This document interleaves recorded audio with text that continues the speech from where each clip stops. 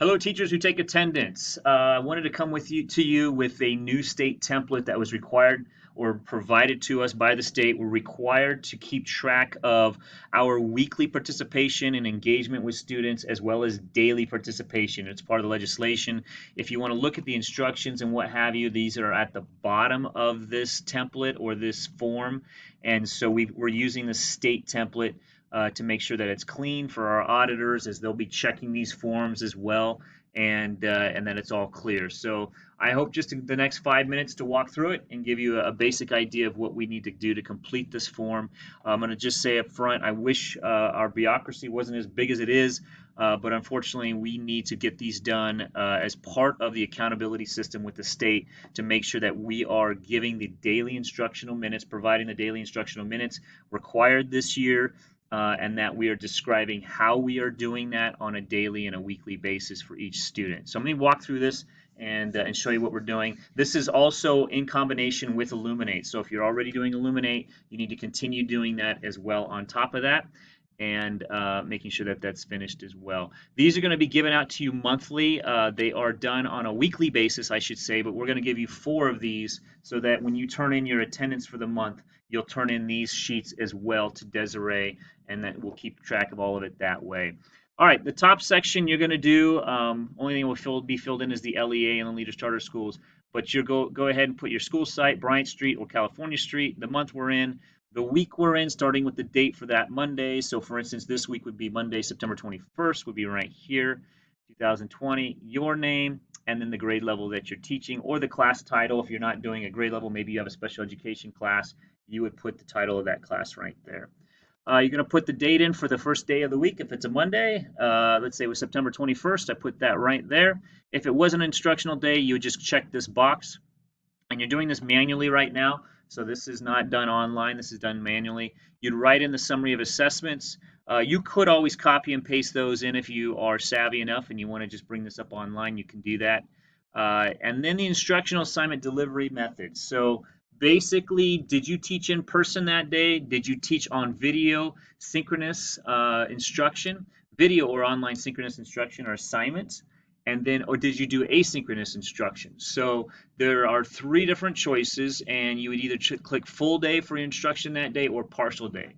Most of you, it's going to be partial day, probably a combination of synchronous and asynchronous. So you hit partial day, and if you did in-person instruction, which most all of us are doing except middle school as well, you might have all 3 clicked right here, okay? Or all 3 checked off. And basically that's it. Your assignments for the day and what you did to complete the instructional day. And it could be one of these things, it could be all 3, okay?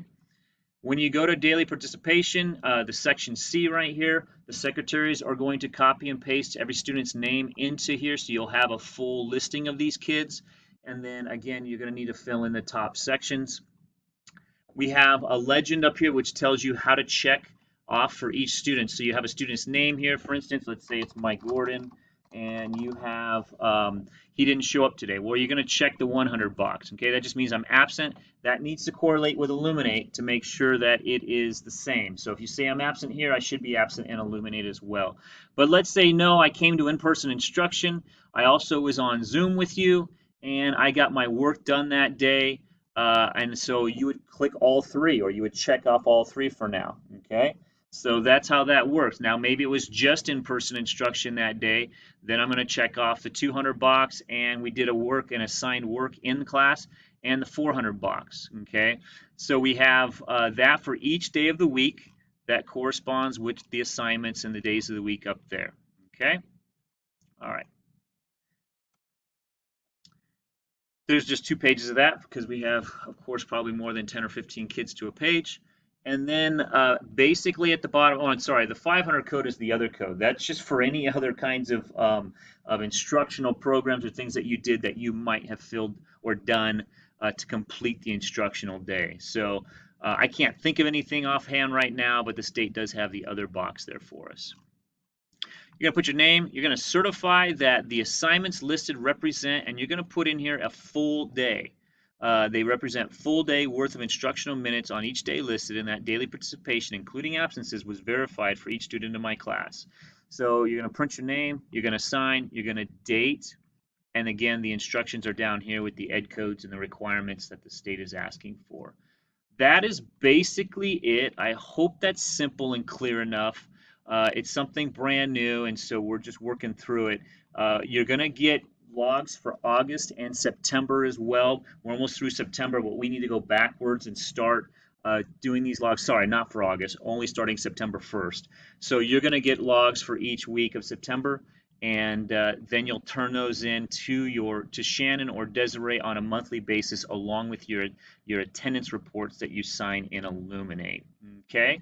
If you have any questions, feel free to email myself or your school principal or administration. We'll try to help you out through that. We're all kind of getting used to it ourselves, and hopefully we get these done and make sure that they're good for our audits in 2021. All right. Hope you guys have a great weekend. Thanks for your attention.